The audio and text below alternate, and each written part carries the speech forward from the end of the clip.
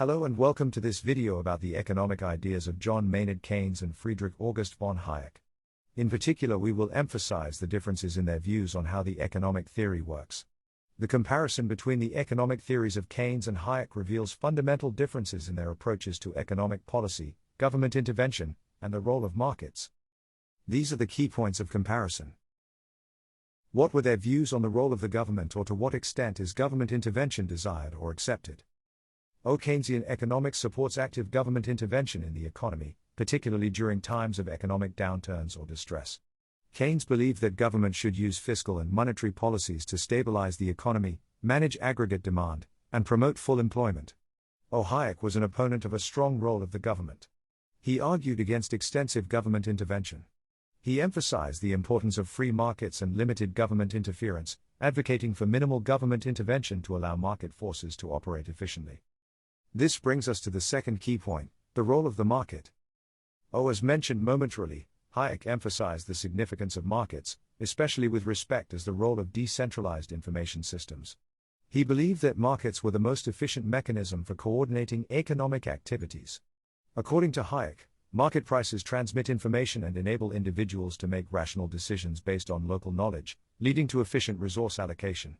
If we go back to Keynes, we can observe the following. Even though Keynes recognized the importance of markets, he believed they could experience failures, particularly in terms of insufficient aggregate demand.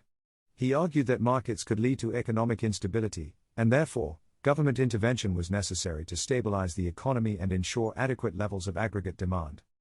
Aggregate demand and subsequently, employment is the next point of scrutiny. Keynes stressed the importance of aggregate demand in determining output and employment.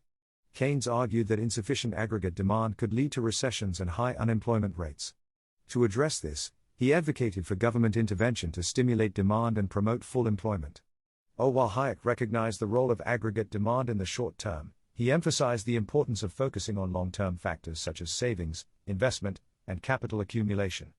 Hayek believed that excessive government intervention could lead to distortions, misallocation of resources, and hinder the coordination mechanisms of markets, ultimately undermining long-term growth.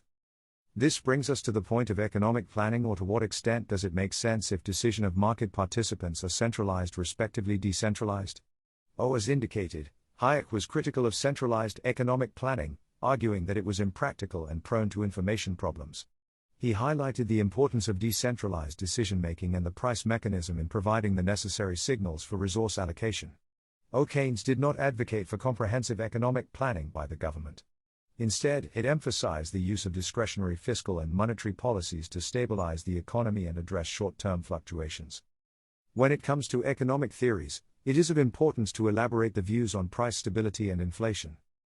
Keynes did not view moderate inflation as inherently harmful and believed that it could stimulate economic activity during periods of insufficient aggregate demand. He suggested that managing inflation and ensuring price stability should not take precedence over addressing unemployment and achieving full employment.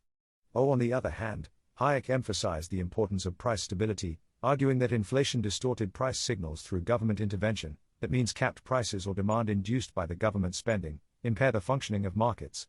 He advocated for monetary policies that prioritized price stability and restrained inflation.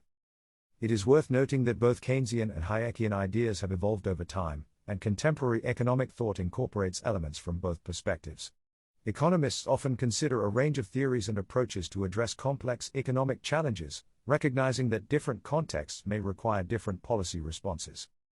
Thank you very much for your attention. We would be happy to see you again on this channel. Keep in touch.